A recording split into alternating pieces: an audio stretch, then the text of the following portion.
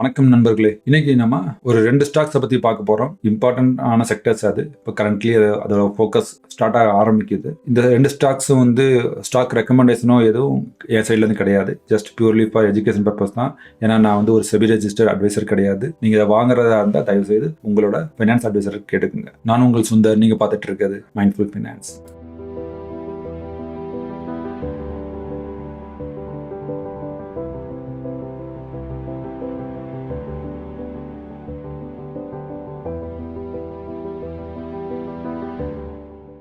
நம்ம எப்பயுமே வந்து ஒரு ஸ்டாக்கை பத்தி பேச போறோம்னா அதை வந்து மறைச்சிக்கிட்டு கடைசி வரைக்கும் இழுத்துட்டு போய் சொல்ற ஆள் கிடையாது. நம்ம இம்மிடியட்டா ஸ்டாக் நேம் சொல்லிடலாம். ஃபர்ஸ்ட் ஸ்டாக் நம்ம பார்க்க போறது என்னன்னா நெஸ்கோ லிமிடெட். இது வந்து ஒரு டைவர்சிஃபைட் பிசினஸ்ங்க. இவங்களோட பிசினஸ் ஒரு லாங் டைம் நம்ம இந்தியாவில் இருக்காங்க. இவங்க வந்து ஒரு one of the very important நாட்டில் சொல்லலாம். இவங்களோட சில விஷயங்கள்லாம் பண்ணதெல்லாம் நம்ம இந்தியாவில் முக்கியமான விஷயங்கள் செஞ்சிருக்காங்க. இந்தியாவோட growth-க்கு இவங்களும் சில வகையில் ஹெல்ப் பண்ணியிருக்காங்கன்னு சொல்லலாம். அந்த மாதிரி ஒரு டைப் ஆஃப் இண்டஸ்ட்ரீஸ் இருந்தது. இவங்களோட இண்டஸ்ட்ரியில் வந்து ஃபஸ்ட்டு வந்து இவங்க ஸ்டார்ட் பண்ணது பார்த்தீங்கன்னா இன்ஜினியரிங் ப்ராடக்ட்ஸ் சர்வீசஸ்க்காக தான் இவங்க ஸ்டார்ட் பண்ணது. ஸ்லோவாக க்ரோ ஆகி பட்டேல்ன்றவர் தான் ஓனர். அவர் வந்து என்ன பண்ணார்னா ஒரு ஃபஸ்ட்டு ஒரு மும்பையில் ஒரு எக்ஸிபிஷன் சென்டர் ஆரம்பித்தார். அதுதான் இந்தியாவிலே லார்ஜஸ்ட் எக்ஸிபிஷன் சென்டர். அது இவர் தான் ஸ்டார்ட் பண்ணது. அது எடுத்து இல்லாமல் ஐடி பார்க் பெரிய ஐடி பார்க் இருக்கு. அதுவும் இவங்களோட தான். ப்ளஸ் இதுக்கெல்லாம் வந்து கேட்டரிங்கோ இல்லை ஹாஸ்பிட்டாலிட்டி சர்வீஸோ இது பண்ணால் அதுவும் இவங்களே பண்ணிக்கிறாங்க. ஸோ இதுதான் இவங்களோட ஓவராலாக இவங்க பார்த்துக்கிற இண்டஸ்ட்ரீஸ். அது ஜஸ்ட் நான் உங்களுக்கு வாக் த்ரூ பண்ணுறேன். ஸோ இவங்க ஸ்டார்ட் பண்ணது வந்து பார்த்தீங்கன்னா 2013 இந்த ஐடி ஹப் ஸ்டார்ட் பண்ணது. அதாவது இந்த 3 செக்மெண்ட்ல ஐடி பார்க் ஸ்டார்ட் பண்ணது வந்து 2013. அப்போ வந்து அவங்களோட ரெவன்யூ வந்து 28 கோடியில் ஸ்டார்ட் ஆனது. இப்போ வந்து பார்த்தீங்கன்னா ஆல்மோஸ்ட் 295 crore இவங்களுக்கு ரெவன்யூ வந்துட்டு இருக்கு. இவங்களோட கரண்ட் ஆக்குபன்சி ரேஷியோ பார்த்தீங்கன்னா ஆல்மோஸ்ட் 82%லேருந்து 97% இருக்கு. அதாவது 2 டவர் இருக்கு, டவர் 3 அண்ட் டவர் 4. இவர் ஆக்குபன்சி வந்து 82%, 97. ஆக்குபன்சி ரேஷியோனா எப்படின்னா இப்போ 100 ரூம் கட்டியிருக்காங்க. 100 ரூமும் எப்பயுமே ஃபுல்லாக இருக்குதா இல்லை கொஞ்சம் காலியாக இருக்கிறா அப்படின்னு சொல்லி ஆவரேஜ் எடுப்பாங்க. அப்படி பார்க்கும்போது 97%, அதாவது 82 to 97% ஆஃப் த அவங்களோட ஸ்பேஸ் வந்து ஆக்குபண்ட்டாக இருந்திருக்கு. அது எதுக்குன்னா அவங்களுக்கு ரெவன்யூ வந்துகிட்டே இருக்கும். கன்சிஸ்டண்டாக ரெவன்யூ வரும். அவங்களோட ரெவன்யூ அஃபெக்ட் ஆகாது. அவங்களோட யூட்டிலைசேஷன் ஆஃப் ஸ்பேஸ் ப்ராப்பராக இருக்குன்னு அர்த்தம். கரெக்டாக பிளான் பண்ணி பண்ணுறாங்கன்னு அர்த்தம். ஃபியூச்சராக வந்து அவங்க டவர் 2 ஒன்று ரெடி பண்ணிட்டு இருக்காங்க. ஆல்மோஸ்ட் 4.6 million square feet பண்ணிட்டு இருக்காங்க. இதுக்கு வந்து சிங்கப்பூர் கம்பெனி தான் வந்து ஆர்கிடெக்சர் எல்லாம் கைடன்ஸ் கொடுத்துட்டு இருக்காங்க. ஆல்மோஸ்ட் இதுக்கு ஒரு இன்வெஸ்ட்மெண்ட் காஸ்ட் வந்து 2000 crores பிளான் பண்ணியிருக்காங்க. சொன்ன மாதிரி ஹாஸ்பிட்டாலிட்டி சர்வீஸ் பார்த்தீங்கன்னா இந்த மாதிரி ஒரு பாம்பே எக்ஸிபிஷன் சென்டர் ஒன்று வச்சிருக்காங்க. அதுக்கு கேட்டரிங் பண்ணுறது, சர்வீஸ் பண்ணுறது, ப்ளஸ் இந்த ஐடி ஹப்புகளுக்கெல்லாம் கேட்டரிங் சர்வீஸோ ஹாஸ்பிட்டாலிட்டி சர்வீஸோ எல்லாமே இவங்களே பார்த்துக்கிறாங்க. இவங்களோட இந்த பர்டிகுலர் கம்பெனியோட க்ரோத் பார்த்தீங்கன்னா 6 crore-லேருந்து 49 crore க்ரோ ஆகிருக்குது. இதுவும் ஒரு strong potential to grow further. ஏன்னா இவங்க டவர் 2 ஒன்று கன்ஸ்ட்ரக்ட் பண்ணிட்டு இருக்காங்க. அங்கேயும் இது க்ரோ ஆகும். அடுத்து இன்னொன்று பார்த்தீங்கன்னா இண்டப்ரேட்டர் அப்படின்ற ஒரு கம்பெனி இவங்க மர்ஜ் பண்ணியிருக்காங்க. இது வந்து ஒரு இன்ஜினியரிங் கம்பெனி. இந்த இன்ஜினியரிங் கம்பெனியும் வந்து ஒரு டைவர்ஸ் ப்ராடக்ட் போர்ட்ஃபோலியோ அவங்ககிட்ட இருக்குது. அவங்க ஸ்பெஷலைஸ்டு மேனுஃபேக்சரிங் பார்த்தீங்கன்னு வச்சுக்கோங்களேன், இந்த பிளாஸ்ட் கிளீனிங் சொல்லுவாங்க. அதாவது ரொம்ப துரு பிடிச்சி போனதோ இல்லை ஆயில் ரொம்ப இதாக இருக்கிறதோ அந்த மாதிரி ஒரு ஹார்ட் சர்ஃபேஸ்லாம் க்ளீன் பண்ணுறதுக்குலாம் சர்வீஸ் ப்ரொவைட் பண்ணுவாங்க. பர்டிகுலர் கம்பெனியோட பெர்ஃபார்மன்ஸ் மட்டும் பார்த்தீங்கன்னா 25 crore-லேருந்து இப்போ 47 crore இன்க்ரீஸ் ஆகிருக்குது இயர்லி. இந்த கம்பெனி வந்து ஒரு அதாவது அப்ரேசிவ்னு சொல்லுவாங்க. அதாவது எப்படின்னா ஏதாவது ஒரு ப்ராடக்ட் வந்து ஃபினிஷ் ப்ராடக்டாக மாற்றுறதுக்கு ஒரு ப்ராசஸ் பண்ணுவாங்க. ஷைனிங்காக பண்ணுறது, ஸ்மூத்தாக பண்ணுறது, பாலிஷிங் பண்ணுறதுன்னு சொல்லுவாங்க இல்லையா. இந்த சர்வீஸும் அவங்க மெயினான சர்வீஸு. அது மூலமாக அவங்க வந்து ஒரு 25 crores பொட்டன்ஷியல் இருக்குன்னு க்ரோவுக்கு பொட்டன்ஷியல் இருக்குன்னு சொல்கிறாங்க. அடுத்து ஸ்ட்ராட்டஜிக் இனிஷியேட்டிவ்ஸ் நிறைய ரீசெண்டாக வந்து ஃபேப்ரிகேஷன் ஒர்க்குன்னு சொல்லுவாங்க. ஹெவி ஃபேப்ரிகேஷன் இண்டஸ்ட்ரி லெவலில் ஃபேப்ரிகேஷன் ஒர்க் பண்ணுறது, இந்த கேஸ்டிங் ப்ராசஸ் பண்ணுறது, இதுக்கு எல்லாமே வந்து இந்த பர்டிகுலர் கம்பெனி ஹெல்ப் பண்ணுறது. அதை யூஸ் பண்ணி எப்படி வந்து க்ரோத் கொண்டு வரலான்னு சொல்லி ஸ்ட்ராட்டஜிக்கலாக பிளான் பண்ணி, அதாவது சேல்ஸ் நிறைய ஏஜென்ட்டை போட்டு இவங்களோட சர்வீஸ், இந்த அப்ரேசிவ் சர்வீஸ் இதெல்லாம் வந்து எப்படி வந்து டிஃப்ரெண்ட் இடத்துக்கு கொண்டு போகிறதுன்னு சொல்லி ரொம்ப அக்ரெசிவாக ஸ்டெப்ஸ் எடுத்துக்கிட்டு இருக்காங்க. ப்ளஸ் இன்வெஸ்ட்மெண்ட் இன் மாடர்னைசேஷன் ஆல்மோஸ்ட் லைக் 4 crores கொஞ்சம் பிளான் பண்ணியிருக்காங்க இந்த கம்பெனியை வந்து மாடர்னைஸ் பண்ணுறதுக்கு. அது வந்து ஒரு எக்ஸ்பென்ஸ் சைடில் வரும். ஸோ இந்த எக்ஸ்பென்ஸ் மேபி கொஞ்சம் இவங்களோட ப்ராஃபிட் மார்ஜினை குறைக்கலாம். பட் இன்வெஸ்ட்மெண்ட் பண்ணி இம்ப்ரூவ் பண்ணிட்டு இருக்காங்க அதுக்கு. இந்த கம்பெனியை பார்த்தீங்கன்னா இதை ஸ்டார்ட் பண்ண ஒரு பேர் வந்து சுமந்த் ஜெத்தாபாய் பட்டேல்னு சொல்லி இவர் வந்து 1958 ஸ்டார்ட் பண்ணாரு இவரோட பிஸ்னஸை. இவர் ஸ்டார்ட் பண்ணது அதான் இன்ஜினியரிங் சைடில் தான் ஸ்டார்ட் பண்ணாரு. அதுக்கப்புறம் இவர் தான் வந்து இந்தியாவிலே ஃபர்ஸ்ட் இந்த கன்வென்ஷன், அதாவது எக்ஸிபிஷன் சென்டரை வந்து ஸ்டார்ட் பண்ணி, அதாவது இந்தியாவிலே ஒரு பெரிய எக்ஸிபிஷன் சென்டர் ஸ்டார்ட் பண்ணதுக்கான ஆள் இவர் தான் அதை கண்டுபிடிச்சது. அந்த ப்ராசஸ் வந்து இப்போ நிறைய பேர் பண்ணிட்டு இருக்காங்க. பட் இவர் வந்து அதில் ஒன்றாவது பயணியர்னு சொல்லுவாங்க. ப்ளஸ் இவரோட லீடர்ஷிப் வந்து நல்ல விசனரி லீடர்ஷிப். இதை ஃபாலோ பண்ணி இதை கண்டினியூ பண்ண போகிறதா கன்ஃபார்ம் பண்ணியிருக்காங்க. லாஸ்ட் 2 இயர்ஸாகவும் நல்லா பெர்ஃபார்ம் பண்ணிக்கிட்டு இருக்காங்க. R&D சைட்லையும் நல்லா பண்ணிட்டு இருக்காங்க. ஸோ எந்த ப்ராப்ளமும் கரண்ட்டாக தெரியல. ஸோ நான் சொன்ன மாதிரி ஃபியூச்சர் பிளான் பார்த்தீங்கன்னா ஐடி பார்க் எக்ஸ்பேண்ட் பண்ணுறாங்க, BEC என்ஹான்ஸ் பண்ணிட்டு இருக்காங்க. ஸோ தட் உங்களோட ஹாஸ்பிட்டாலிட்டி பிஸ்னஸ் இம்ப்ரூவ் ஆகும். ஸோ இன்டர்பிரேட்டர்லையும் வந்து இவங்க இன்வெஸ்ட் பண்ணியிருக்காங்க, R&D இம்ப்ரூவ் பண்ணிட்டு இருக்காங்க. ப்ளஸ் அவங்கள சேல்ஸ் சைடில் அந்த அப்ரெசிவ் இதை வந்து ப்ராசஸை வந்து சேல்ஸ் பண்ணுறதுக்கு நிறைய அக்ரெசிவாக பிளான் பண்ணிட்டு இருக்காங்க. என்னதான் பாசிட்டிவாக நம்ம பார்த்தாலும் சில சேலஞ்சுன்னு ஆப்பர்ச்சுனிட்டிஸ் பார்த்தோம்னா, சேலஞ்ச் கரண்டாக என்னன்னா, ஜியோ அதாவது ரிலையன்ஸ்காரன் வந்து ஜியோ வேர்ல்டு கன்வென்ஷன் சென்டர் ஒன்று ஆரம்பிக்க போகிறான். ஸோ அது ஒரு காம்படிஷனாக இருக்கும். பட் அந்த காம்படிஷனை வந்து இவங்க வந்து ஒரு சேலஞ்சாக எடுத்துக்கிட்டு எப்படி எக்ஸ்பேண்ட் பண்ணுறதுன்னு பார்க்கணும். ஸோ அது நிறைய ஆப்பர்ச்சுனிட்டிஸ் இருக்குது. ஏன்னா இவங்க வந்து ரொம்ப காலமாக இருக்கிறாங்க இண்டஸ்ட்ரீஸில். ஸோ அதனால இவங்களுக்கு ஒரு எக்ஸ்பீரியன்ஸ் இருக்கும் இதில். ப்ளஸ் எல்லாமே இந்த மாதிரி ஐடி ஹப்பு, இந்த எக்ஸிபிஷன் சென்டர் இந்த மாதிரி கட்டுறதுனால இதெல்லாம் கொஞ்சம் ஹைடெக்காக இருக்கணும். ஸோ அந்த டுவர்ட்ஸ் டெக்னாலஜியும் இவங்க வந்து நல்லா இம்ப்ரூவ் பண்ணிட்டு இருக்காங்க. அது மட்டும் இல்லாமல் சஸ்டைனபிலிட்டி ஏரியாலும் ஃபோக்கஸ் பண்ணிட்டு இருக்காங்க.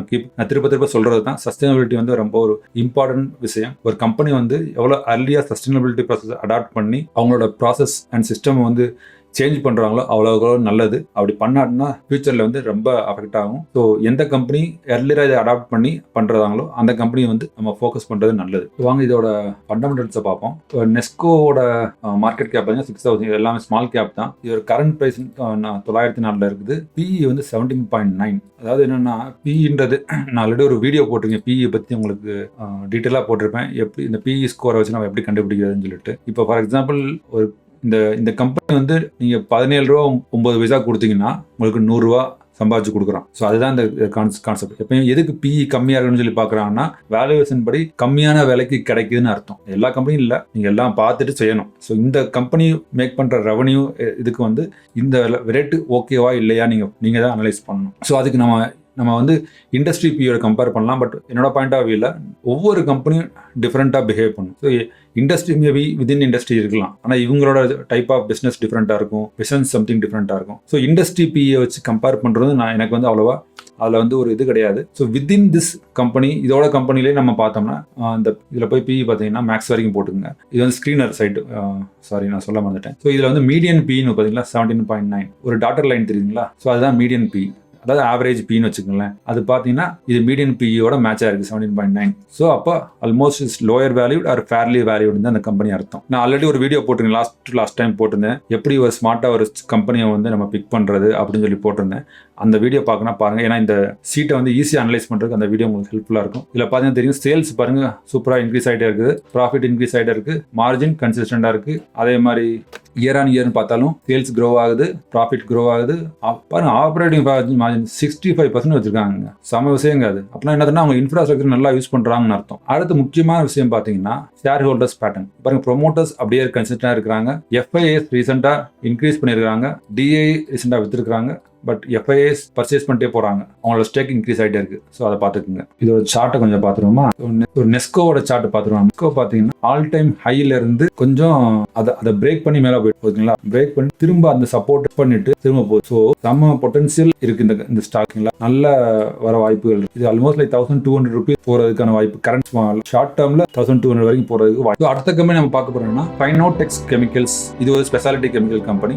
இந்த கம்பெனியோட இது பார்த்தீங்கன்னா இவங்களோட ரேஞ்ச் ஆஃப் டைவர்சிஃபிகேஷன் எப்படி இருக்குன்னா, டெக்ஸ்டைலில் இருக்குது, அப்புறமா கெமிக்கல்ஸ், அதாவது tiles, floor cleaning, soap, shampoo கிடையாது, சோப்பு, டிட்டர்ஜென்ட். ஸோ இந்த மாதிரி ப்ராடக்ட்ஸ்லாம் இவங்க ஃபோக்கஸ் பண்ணியிருக்காங்க. அதாவது ஹைஜீனிக் ப்ராடக்ட்ஸில் அது ஃபோக்கஸ் பண்ணி கெமிக்கல்ஸ் தயாரிக்கிறது ஃபோக்கஸ் பண்ணுறாங்க. பெயிண்ட் இதுலேயும் அவங்க ஃபோக்கஸ் பண்ணிக்கிட்டு இருக்காங்க. ஃபெர்டிலைசர், ஸோ லெதருக்கு, இந்த மாதிரி இதுக்கும் இவங்களோட இது இருக்குது. கன்ஸ்ட்ரக்ஷன் பிஸ்னஸ்லையும் இவங்க சப்போர்ட் பண்ணுறாங்க. சில கெமிக்கல்ஸ்லாம் இவங்களோட கெமிக்கல்ஸ்லாம் யூஸ் ஆகுது. ஸோ டீட்டெயிலாக பார்க்கலாம் அவங்க. ஸோ பேசிக் ரொம்ப முக்கியமான இண்டஸ்ட்ரி பார்த்தீங்கன்னா textile industry, cleaning and hygiene segment. இந்த டெக்ஸ்டைல் இண்டஸ்ட்ரி அதாவது என்னன்னா, இப்போ நீங்கள் ஒரு டெக்ஸ்டைல் இதில் போனீங்கன்னா டெக்ஸ்டைல் ப்ராசஸ் இருக்குது, ஸ்டேஜ் பை ஸ்டேஜ் ப்ராசஸ் இருக்குது, ப்ரீ ப்ராசஸ், போஸ்ட் ப்ராசஸ், அந்த டூரிங் டையிங் ப்ராசஸ், இந்த மாதிரி ஒவ்வொன்றும் இருக்குங்களா. ஸோ எல்லாத்துக்கும் உங்களோட கெமிக்கல்ஸ் தேவைப்படும். ஸோ அதுக்கான கெமிக்கல்ஸ் தயாரிக்கிறாங்க. Plus cleaning and hygienic solution, அதாவது ஃப்ளோர் கிளீனிங்க்கு, டைல் கிளீனிங்க்கு, ஹாஸ்பிட்டல்லாம் வந்து சுத்தமாக இருக்கணும். ஸோ அதுக்கான கெமிக்கல்ஸ்லாம் அவங்க தயாரிக்கிறாங்க. அடுத்து உங்களோட ரேஞ்ச் பார்த்தீங்கன்னா ஆல்மோஸ்ட் லைக் 470 ப்ராடக்ட்ஸ் அவங்க தயாரிக்கிறாங்க. ஸ்பெஷலைஸ்ட் கெமிக்கல்ஸ் பார்த்தீங்கன்னா oil based drilling fluid for chemicals ஒன்று இருக்குது. ப்ளஸ் சிமெண்ட்டுக்கு கூட இவங்க வந்து ஒரு வாட்டர் எப்படி கம்மியாக யூஸ் பண்ணணும் அப்படின்றதுக்கு ஒரு சிமெண்ட்டுக்கும் ஒரு கெமிக்கல் வச்சுருக்காங்க. அடுத்து பெயிண்ட்டு வந்து ப்ராப்பராக மேனுஃபேக்சர் பண்ணும்போது அந்த பெயிண்டோட கலர்லாம் மிக்ஸ் ஆகணும் ப்ராப்பராக. ஸோ அதுக்கு ஒரு அதாவது டையிங் மாதிரி ஒரு ப்ராசஸ் இருக்குது. பெயிண்டோட கலர்லாம் வந்து ப்ராப்பராக ஒட்டணும், அதுக்கும் இவங்க கெமிக்கல் தேடுறாங்க. ஆல்ரெடி சொன்ன மாதிரி soap, tile cleanings, washing detergents இதெல்லாம் இவங்களோட ப்ராடக்ட் லைனில் இருக்குது. குளோபல் பர்சன்ட் பார்த்தீங்கன்னா ஆல்மோஸ்ட் 70+ கண்ட்ரீஸில் இருக்கிறாங்க. 110 டீலர் வெறும் இந்தியாவில் மட்டும் இருக்கிறாங்க. இவங்களோட ரெவன்யூ ஸ்பிளிட் பார்த்தீங்கன்னா 77% வந்து India, 23% export. So very good diversified portfolio. இவங்களோட மேனுஃபேக்சரிங் ஃபெசிலிட்டி பார்த்தீங்கன்னா டிஃப்ரெண்ட் இடத்துல இருக்குது. மகாபே, மும்பையில், மலேசியாவில் மெயினான ஒரு பிளேஸ் இருக்குது. R&D அங்கே பண்ணிட்டு இருக்காங்க. டோட்டல் கெப்பாசிட்டி பார்த்தீங்கன்னா 104,000 மில்லியன் டன் பெர் ஆனம் இவங்களோட ப்ரொடக்ஷன் கெப்பாசிட்டி இருக்குது. இந்த மலேசியாவில் இருக்கிற பயோடெக் மலேசியா வந்து இவங்க வந்து ஒரு அக்வயர் பண்ண கம்பெனி. இங்கே வந்து இவங்களோட பிஸ்னஸ் இன்க்ரீஸ் பண்ணிட்டு இருக்காங்க. மெயினாக R&D இருக்குது. ப்ளஸ் நான் சொன்ன மாதிரி இந்த கண்டுபிடிக்கிற டைக்கான ப்ராசஸிங் இவங்ககிட்ட தான் இருக்குது. அண்ட் 50+ கேட்டகரிஸ் இவங்ககிட்ட இருக்குது. இவங்களோட மெயின் ஒரு இம்பார்ட்டன்ட் ப்ராடக்ட் என்னன்னா, ஒரு இந்த கெமிக்கல் யூஸ் பண்ணோம்னா மஸ்கிட்டோ இருக்குது பார்த்தீங்களா, மஸ்கிட்டோவோட லைஃப் சைக்கிள் வந்து லைஃப் ஸ்பேன் வந்து குறைக்கிறது. அது வந்து அடல்ட் ஆகிறதுக்குள்ளே அதை வந்து லைஃப் ஸ்பேன் குறைஞ்சிரும், அதாவது முடிஞ்சிடும். அந்த மாதிரி ஒரு கெமிக்கல் இது eco friendly chemical. So that ஏன்னா அடல்ட் ஆனால் தான் அந்த மஸ்கிட்டோ வந்து டிசீஸை பரப்பும். ஸோ இது வந்து அதுக்கு முன்னாடியே கண்ட்ரோல் பண்ணிடும். ஸோ இது வந்து ரொம்ப இம்பார்ட்டன்ட் ப்ராடக்ட், ஒரு இனோவேட்டிவ் ப்ராடக்ட் ஆல்சோ உங்களுக்கு. இவங்களோட ஸ்ட்ராட்டஜிக் பார்ட்டிங்கன்னா ஈரோ டை சிடிசி, அதாவது இது வந்து பெல்ஜியமோட கொலாபரேஷன் பண்ணி பெல்ஜியமில் உள்ள கம்பெனி இது, அதோட கொலாபரேட் பண்ணி டெக்ஸ்டைலுக்கான அந்த கெமிக்கல்ஸ் எப்படி ஒட்டாமல் இருக்கிறது, டிஃப்ரெண்ட் ப்ராசஸ் எப்படி இன்னோவேட்டிவ் டைஸ் மேனுஃபேக்சர் பண்ணுறது, அதுக்கான R&D பிஸ்னஸ் அங்கே இருக்குது. அடுத்து நான் சொன்ன மாதிரி ஃப்ளோர் கிளீனர், டைல் கிளீனர், மெயினாக ஹாஸ்பிட்டலில் அதை வந்து ஆஸ்திரேலியாவில் ஒரு அவங்களோட ஜாயின்ட் வெஞ்சர் போட்டு ஆஸ்திரேலியாவில் சில ஹாஸ்பிட்டல்ஸில் அவங்க இன்வால்வ் ஆகிருக்காங்க. அடுத்து சஸ்மிரா இன்ஸ்டிடியூட் அப்படின்றது வந்து ஒரு R&D சென்டர் அவங்களுக்கு இருக்குது. இவங்களோட கிளைண்ட்ஸ் பார்த்தீங்கன்னா Welspun, Raymond, Pidilite. Very good. இது எல்லாமே மேஜர் இண்டஸ்ட்ரி நம்ம இந்தியாவில் சொல்லலாம். அதோட அவங்க இவங்களோட டைப் இருக்குது. இப்போ நம்ம இதோட ஃபண்டமெண்டல்ஸ் பார்ப்போம். இதுவும் பார்த்தீங்கன்னா 4,000 crore small cap company, PE 35, இதோட கரண்ட் ப்ரைஸ் வந்து 388 போயிட்டு இருக்குது. டெட்டு பார்த்தீங்கன்னா ஆல்மோஸ்ட் டெட். இந்த இன்னொரு விஷயம் என்னன்னா, இதுக்கு முன்னாடி நம்ம பார்த்த நெஸ்கோ பாருங்க, 0 டெட், இல்லை டெட்டே இல்லை. அதே மாதிரி தான் ஃபைனோடெக்ஸ்லையும் ஆல்மோஸ்ட் டெட் ஃப்ரீ. இந்த மாதிரி கம்பெனிக்கெலாம் இன்ஃப்ராஸ்ட்ரக்சர் நிறையா தேவை. இன்ஃப்ராஸ்ட்ரக்சருக்கு அவங்க செலவு பண்ணணும். அப்போ ஃப்ரீ கேஷ் இருந்தால் மட்டும்தான் இவங்களால இதெல்லாம் பண்ண முடியும். இப்போ ஃப்ரீ கேஷ் ஒரு கம்பெனியில் இருக்குன்னா அதுக்கு நிறைய க்ரோத் பொட்டன்ஷியல் நிறையா இருக்குது. அந்த கேஷை ப்ராப்பராக யூஸ் பண்ணணும். ப்ளஸ் டெட் இல்லாமல் ஒரு கம்பெனி, இந்த மாதிரி கம்பெனிஸ்லாம் ரன் பண்ணுறது வந்து ரொம்ப கஷ்டம். இப்போ இவங்க மேனேஜ் பண்ணுறாங்கன்னா அது ரொம்ப ரொம்ப நல்ல சைன். ஸோ இதோட PE பார்த்தீங்கன்னா ஆவரேஜ் PEயோட கொஞ்சம் ஜாஸ்தியாக தான் போய்கிட்டு இருக்கு. ஸோ அதனால் கொஞ்சம் பார்த்துக்குங்க. சேல்ஸ் இதை பார்த்தீங்கன்னா சேல்ஸ் இன்க்ரீஸ் ஆகுது, சேல்ஸ் இன்க்ரீஸ் ஆகுது, ப்ராஃபிட்டும் இன்க்ரீஸ் ஆகுது, ஆப்ரேட்டிங் ப்ராஃபிட் மார்ஜினும் increase, net profit margin increase ஆகுது. ஸோ இது நல்ல குட் சைன். ஸோ இங்கே வாங்க சார்ட்டில் இதில் பார்ப்போம். பாருங்க, சேல்ஸ் இன்க்ரீஸ் ஆகிட்டே இருக்குது, ப்ராஃபிட் இன்க்ரீஸ் ஆகிட்டே இருக்குது, மார்ஜின் அதுவும் இன்க்ரீஸ் ஆகிட்டே இருக்குது. 26%, 22% இன்க்ரீஸ் ஆகிட்டே இருக்குது. அது குட் அது. ஸோ இதோட ஷேர் ஹோல்டர் போர்ட்னு பார்த்தீங்கன்னா ப்ரொமோட்டர்ஸ் ஆல்மோஸ்ட் சேம். ரீசெண்டாக கொஞ்சம் வித்துருக்காங்க ப்ரொமோட்டர்ஸ். FIIs பார்த்தீங்கன்னா இன்க்ரீஸ் பண்ணியிருக்காங்க. DAs as usual கொஞ்சம் குறைச்சிருக்காங்க அவங்களோட பொசிஷனை.